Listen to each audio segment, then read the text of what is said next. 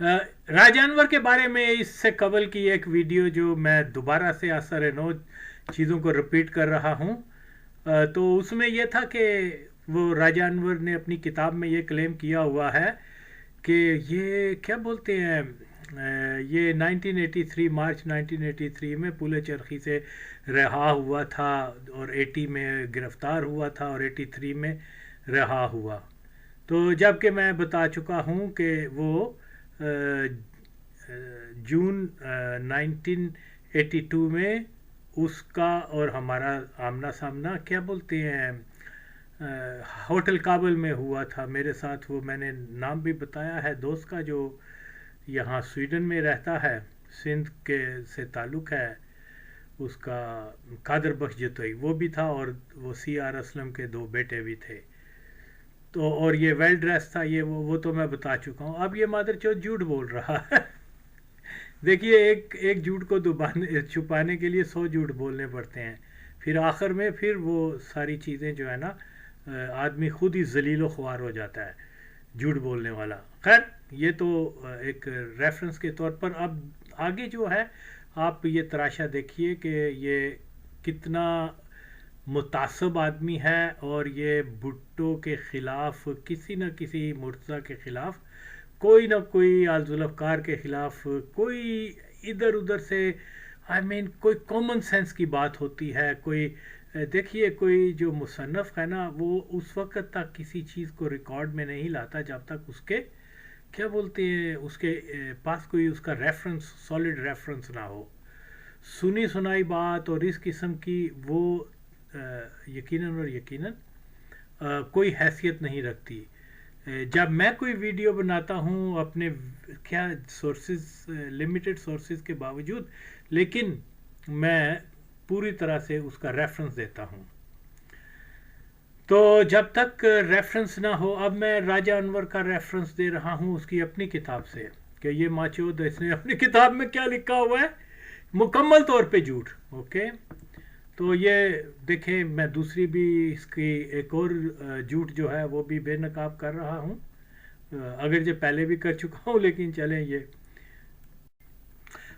جی دیکھیے یہ راجہ انور یہ جو ہے نا یہ بہت بڑا بہن جھوٹا آدمی ہے۔ میں پہلے بھی 13-14 سال پہلے بھی اس کو بہت بری طرح سے میں نے اس کو کیا کہتے ہیں ایکسپوز کیا تھا، اور آج پھر کیونکہ اس کو کر رہا ہوں تو یہاں پر یہ اس کی اپنی کتاب میں 246 پیج کے اوپر کیا لکھا ہوا، اس نے شنواری کے ڈیتھ وارنٹ لے کر ٹیپو 12 مارچ 1983 کو کابل پہنچا، اس کے پاس افغان ویزا نہیں تھا لیکن اس سے ان رسمی باتوں کی ضرورت بھی نہیں تھی۔ اچھا یہ ویزے کے اوپر بھی میں بعد میں آؤں گا، دوسری ویڈیو میں یہ ریفرنس پھر دوں گا، اور یہاں بھی بتاؤں گا کہ یہ مادر چوت کتنا جھوٹ بول رہا ہے۔ خیر کابل ایئرپورٹ پر ہر شخص اسے پی آئی اے ہائی جیکنگ کے ہیرو کی حیثیت سے جانتا تھا۔ اسے ایئرپورٹ انٹیلیجنس کے 2 افسروں نے خود مرتضیٰ کی پرائیویٹ رہائش گاہ پر پہنچایا۔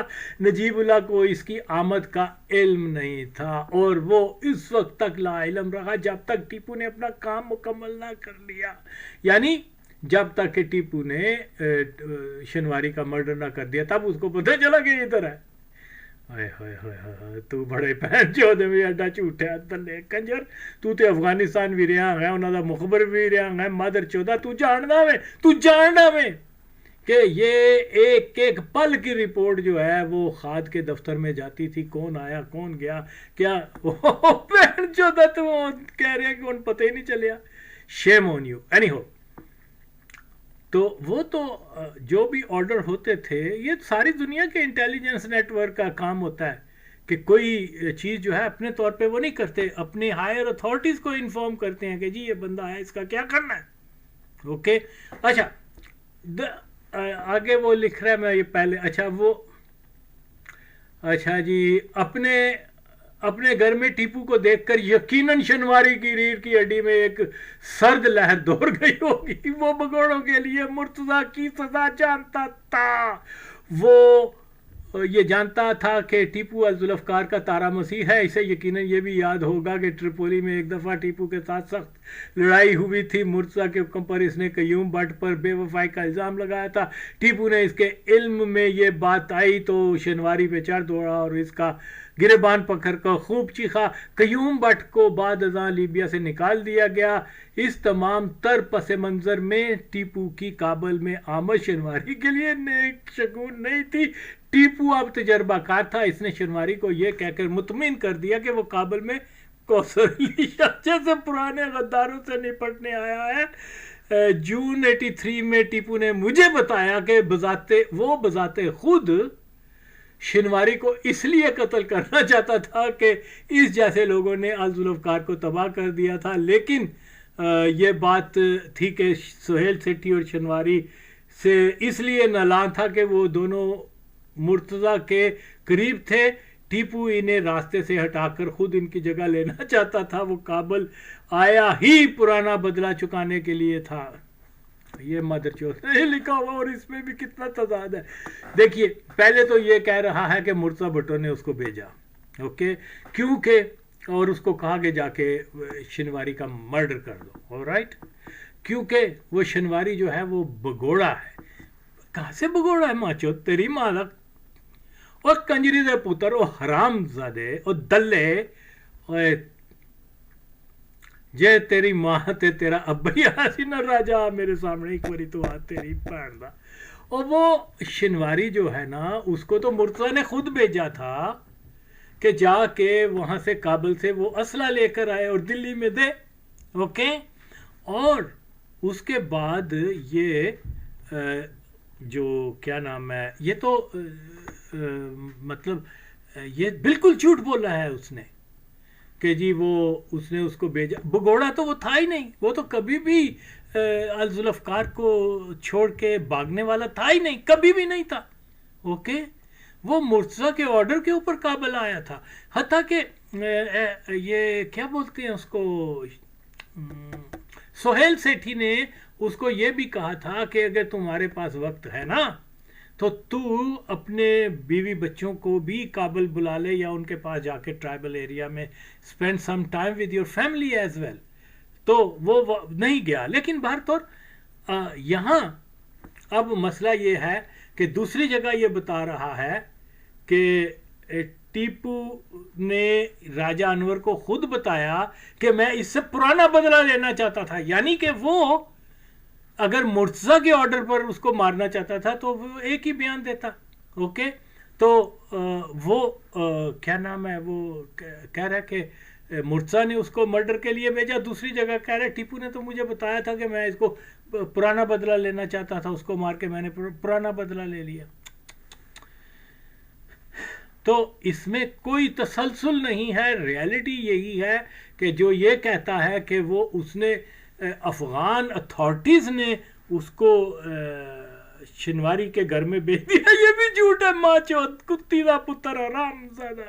دیکھیے الذوالفقار کا کوئی بھی ممبر جب ایئرپورٹ پر آتا تھا حتیٰ کہ جو بھٹوز کے ساتھ ساتھ والے ہوتے تھے یعنی اس سہیل سیٹھی اور کیا بولتے ہیں اس کو یہ جو ریسنٹلی مر گیا کیا نام ہے اس مدر چوت کا کیا تھا وہ پنڈی کا خیر ہاں سردار جمیل جمیل ماں چوت کا نام سردار جو بھی تھا. بہرحال وہ بھی جب کابل آتے تھے ان کو روک لیتے تھے. سارا یہ سب کے ساتھ ہوتا تھا جب تک کہ اوپر سے ان کو آرڈر نہیں آتا تھا. اور اوپر کا آرڈر یہی ہوتا تھا کہ جناب وہ جو ہے الذوالفقار کا جو بھی نمائندہ اس وقت کابل میں موجود ہے اگر وہ کابل ایئرپورٹ میں آ کے گارنٹی اور سائن کرے کہ یس یہ ہمارا بندہ ہے اس کو آنے دو تب آنے دیا جاتا تھا. شنواری وغیرہ یہ بھی جب آتے تھے تو وہ ریکمنڈیشن ہوتی تھی بھٹوز کی کہ بھئی ہاں یہ بندہ ہمارا ہے اس کو آنے دو. ایئرپورٹ پہ روک لیتے تھے. میں خود جب دلی سیریا سے دلی ٹو کابل آیا ओके। हालांकि वो जानते थे कि एक अलजुल अफकार का एक मेंबर, क्योंकि मुर्सा वगैरह ने बता दिया था कि ये बंदा आ रहा है इस पासपोर्ट का, लेकिन अल्लाह की कसम उन्होंने मुझे भी एयरपोर्ट पे रोक लिया। और वो उस वक्त तक नहीं जाने दिया मुझे जब तक मेरे भाई ऑलरेडी, क्योंकि उस वक्त काबुल में थे, खाद की गाड़ी आई है, मेरे भाइयों से पूछा कि ये बंदा आया हुआ है और आप काबुल वहाँ एयरपोर्ट पे आए, उसकी गारंटी दें, साइन करें कि ये हमारा बंदा, फिर हम आपको हैंड ओवर करेंगे इसको। ये वहाँ का नॉर्मल प्रोसीजर था। और ये माचोद कैसे कह रहा है कि जनाब वो खाद वालों ने डायरेक्टली उसको उठा के ले आए? नो, शिनवारी को फ़ोन किया इन्होंने, शिनवारी को फ़ोन किया एयरपोर्ट से कि भाई ऐसे ऐसे एक आदमी आया है, हम वो आपकी तंजीम का है, आप यहाँ भुट्टोस के रिप्रेजेंटेटिव हो, आप आके बराए मेहरबानी हम गाड़ी भेज रहे हैं, आप यहाँ आए।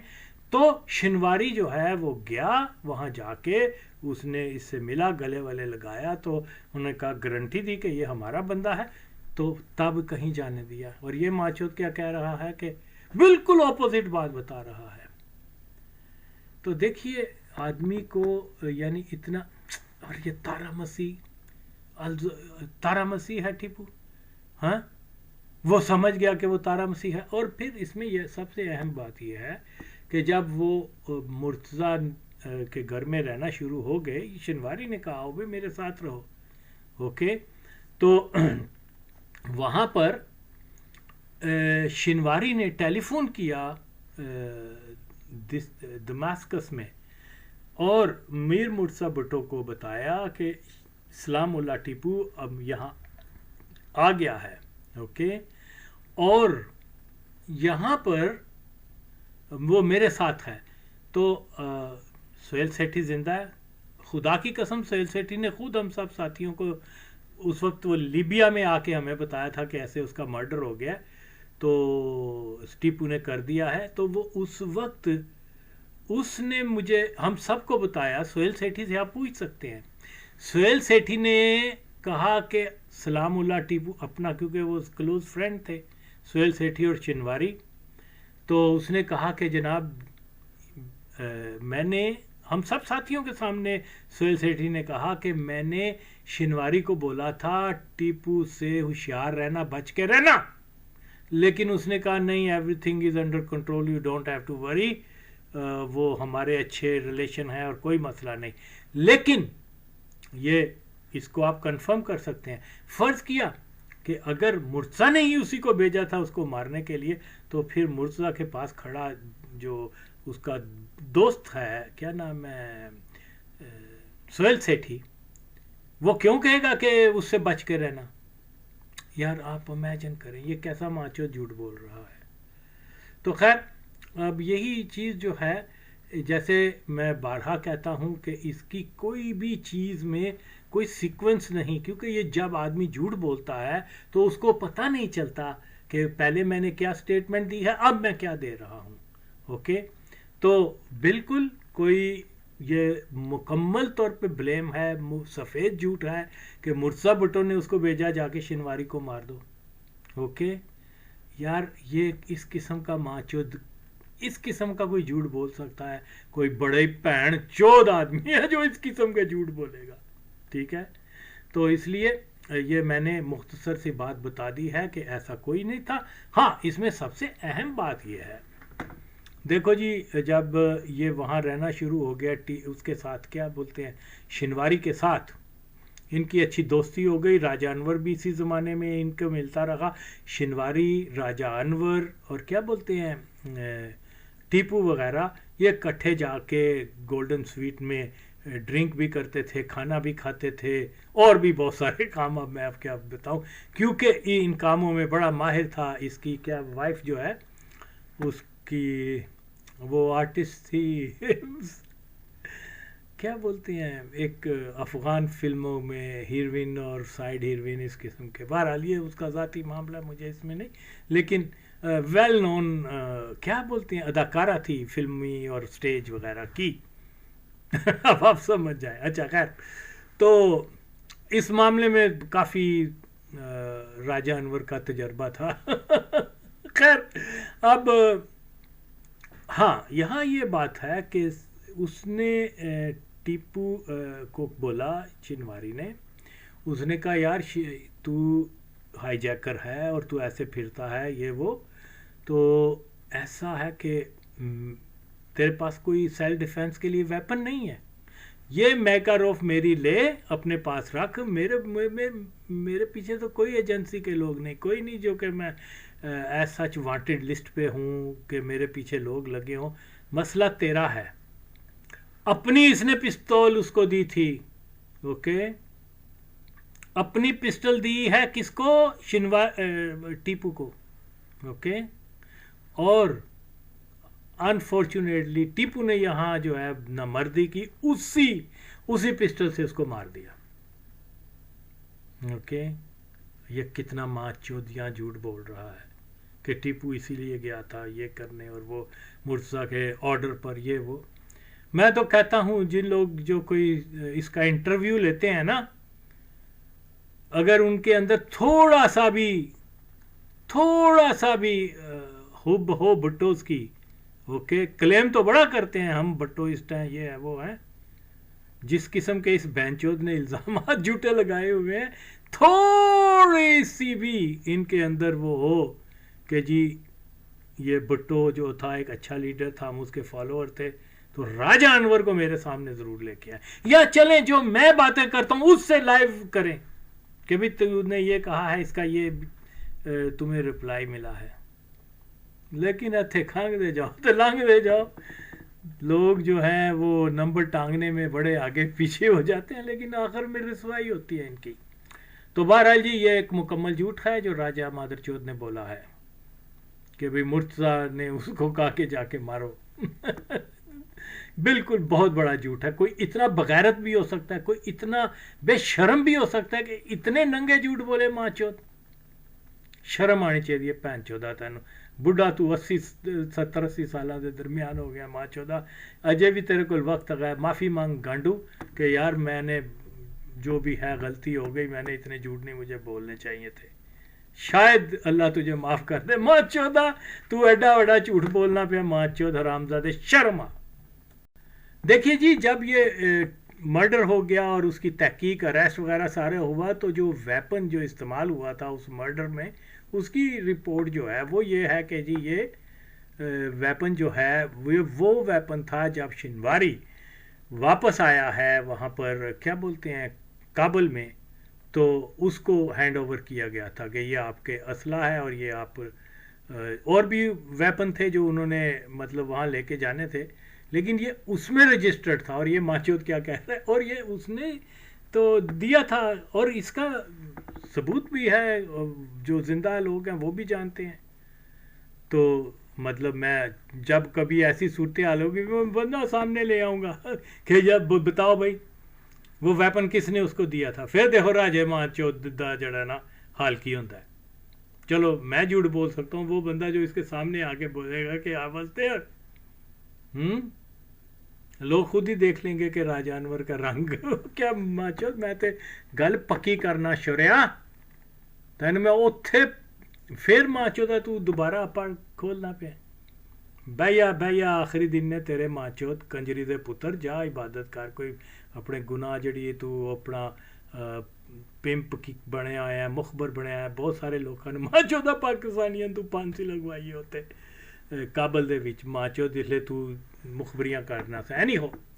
तो यहाँ पर एक और बात आप देखिए, ये माचोद ने अपनी किताब के 148 पेज पे क्या लिखा हुआ है, वो पहले पीछे 147 में लिखा हुआ है कि वो जो टीपू जो है वो अरशद को यानी तीसरे हाईजैकर को बाइक आकर पुकारता था, इसे एयरपोर्ट आने तक एहसास ना हो सका कि हम इसे भी अगवा करके लेके जा रहे हैं। वो हमें कराची एयरपोर्ट पर खुदा हाफिज कहकर वापस अपने काम पे जाने के लिए हमारे साथ चला था, चुनाचे इसका लंच बॉक्स भी उसके पास है।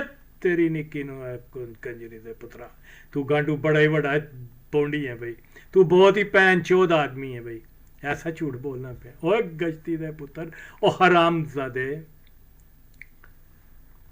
लावा मैं अरशद तेरे सामने मां चौध कंजरी दे पुत्र दले गांडू, एने झूठ बोलना मैं। ارشد جو ہے وہ نہ تو وہ لنچ باکس لے کے آیا تھا، نہ ہی کوئی، وہ اپنے گھر والوں سے خدا حافظی کر لی تھی کہ اب زندگی میں پتہ نہیں موقع ملے نہ ملے، تو ہی نیو کہ وہ کس کام کے لیے جا رہا ہے. ماں کا بھائی تو بہت پین چھوڑا آدمی ہے بھائی. اچھا تو وہ جناب علی ولنگ تھا اس کام کے لیے کہ ہاں ہم کریں گے، ہمارے لیڈر کے ساتھ جو کچھ انہوں نے کیا ہے وہ اس کا وقت ہے. اور ویسے بھی جیسے میں بتا چکا ہوں کہ وہ وقت ایسا تھا، ہر نوجوان کے دل میں جذبہ انتقام تھا ضیاء الحق کے، اسی لیے تو وہ بڑے مطلب ہر قسم کے میم جوئی کے اوپر تیار ہو جاتے تھے.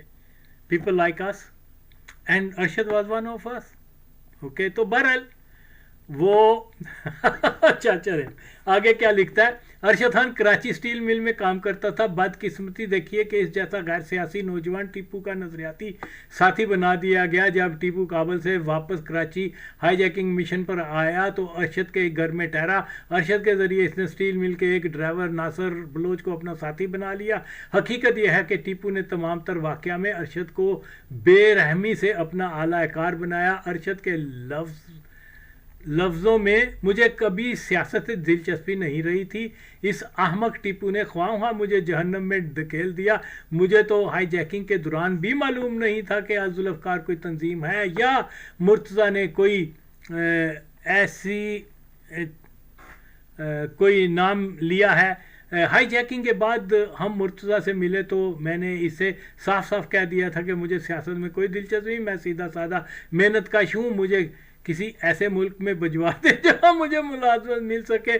13 اغوا کرنے کے بعد 1 ماہ بعد مجھے لیبیا بھیج دیا گیا جہاں اب تک میں کام کر رہا ہوں. میں نے کبھی ذوالفقار کی سرگرمیوں میں حصہ نہیں لیا. میں تو اتنا غیر معروف آدمی ہوں کہ ہائی جیکنگ کے واقعے کے بعد حکومت پاکستان پریشان تھی کہ یہ تیسرا ہائی جیکر کون ہے. جب ہم دمشق کے ایئرپورٹ پر طیارہ چھوڑا تو میرا چہرہ بھی پاکستان ٹی وی پر نمودار ہوا. میرے والد نے مجھے دیکھا تو وہ دوڑتا ہوا ڈپٹی انسپیکٹر جنرل پولیس کے پاس گیا اور اسے بتایا کہ تیسرا ہائی جیکر میرا بیٹا ہے. یہ تو مکمل طور پر غیر سیاسی آدمی ہے. مجھے نہیں معلوم کہ یہ ہائی جیکروں کے ساتھ کیا کرتا رہا. بہرحال چونکہ میرے والد نے میری شناخت کرا دی تھی. اچھا یہ جی اس نے اس کے بارے میں لکھا ہوا ہے کہ بھئی ٹیپو نے وہ اپنا لنچ باکس لے کے آیا تھا، صرف اور صرف ان کو سی آف کرنے آیا تھا، اور لیکن وہ ہائی جیکر بن گیا. تیری پیڑ تو گانڈو. یار دیکھو مجھے آپ بتائیں جن لوگوں نے ٹریول کیا ہے ڈومیسٹک ہی صحیح، اور پین چودہ ہے کوئی ویگن تے نہیں سی کہ بھئی آؤ بھئی آؤ بھئی آؤ بیٹھو، جنہیں رنگ محل تو اسٹیشن جانا ہے اس بیٹھ جاؤ اور لوگ رش کر کے اندر بیٹھ جائے. پی آئی اے کا فلائٹ ہے، ڈومیسٹک ہے ٹھیک ہے، لیکن اس کا بورڈنگ کارڈ بنتا ہے، اس کی ٹکٹ بنتی ہے، اس کی چیکنگ ہوتی ہے. اوکے یہ اگر لنچ باکس دیکھنے آیا تھا تو پھر اس نے ٹکٹ کہاں سے لی بھائی؟ یہ تو جناب گھر سے ٹکٹ وغیرہ ہر چیز انتظام ان کے پاس تھا. And he knew what he is going to do. اور اس ماں چود نے لکھا ہے کہ اس کو تو پتہ ہی نہیں تھا، وہ تو ان کو سی آف کرنے آیا تھا، لنچ باکس بھی اس کے پاس تھا. اوے تو بڑا ہی پین چود آدمی ہے راجا، مرتا نہیں شرم آنی چاہیے تلے. کیا تیری عزت رہے گی اس عمر میں ماں چود کہ اگر ارشد خود آ کے بتا دے کہ یہ بندہ جھوٹ بول رہا ہے، مجھے پتا تھا اور یہ جو کچھ اس نے لکھا ہے یہ بالکل غلط ہے. اوکے تو اس لیے یہ سچ کیا ہے؟ سچ یہی ہے کہ ارشد جو ہے وہ بھی جانتا تھا. اور پھر یہ پاسبل نہیں ہے یار، یہ پاسبل نہیں ہے کہ ایک آدمی ایئرپورٹ پہ آیا ہے کہ سی آف کرنے اور اس کو جناب جہاز میں بٹھا دیا جائے. اس کے لیے ایک وہ ہوتا ہے، اگر اس کو مطلب پتہ بھی نہیں تھا کہ میں ہائی جیکنگ کے لیے جا رہا ہوں، وہ تو صاف کہہ سکتا ہے بھائی میں تو تم لوگوں کو چھوڑنے آیا ہوں، اچھا خدا حافظ، میرا ٹائم ہو رہا ہے کام کے اوپر، جاؤ خدا حافظ. اوکے وہ جناب علی اپنا بظاہر جو اس نے بتایا کہ لنچ باکس بھی تھا یہ وہ اپنے بغل میں دباتا اور خدا حافظ کہہ کے ٹکٹ بنائی جاتی ہے، بورڈنگ کارڈ دیا جاتا ہے، چیکنگ ہوتی ہے تھورولی، پھر اس کے بعد جہاز میں جایا، اور اس کو پتہ ہی نہیں ہے کہ میں اسٹیل مل جا رہا ہوں یا میں کیا بولتے ہیں، یا میں ہائی جیکنگ کے لیے جا رہا ہوں یا طیارے میں بیٹھ رہا ہوں.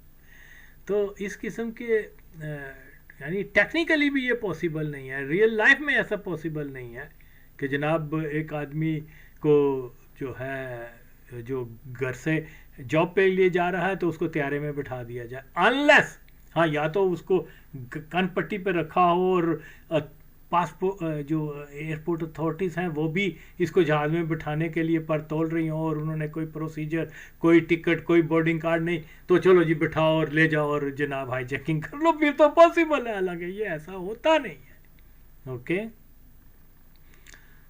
تو وہ گھر سے یہ خدا حافظی کہہ کے گلے والے لگ کے وہ نکلا تھا، اور اس کو پتا تھا کہ وہ کہاں جا رہے ہیں، اور یہ ماچوت کتنا جھوٹ بول رہا ہے. گنڈ تیری کوئی عزت نہیں رہے گی کہ اگر وہ ارشد آ کے کہ یہ ماچو جھوٹ بول رہا ہے. تو کبھی آ تو صحیح سامنے ماذا کس تیرا پھر دیر راجے تو جڑا ادھر ادھر انٹرویو دے کے گلاں کرنا پیا نا، میں جنہوں تو انٹرویو بھی دینا میں انہوں نے بھی جاننا وا کون نے بھین چوت. تو کوئی گل نہیں، سامنا تو کر نہیں سکتا ماں چودا حرام زادے، شرم کر. ہوں تو نانا دادا بن گیا گانڈوا، تو ایجے جھوٹ لکھے ہوئے نے. بہرحال جی یہ تو مختصر سا، پھر میں باقی اور بھی بناؤں گا تو یہ اس کو چھوڑنا نہیں ہے اس بہن چوت کو.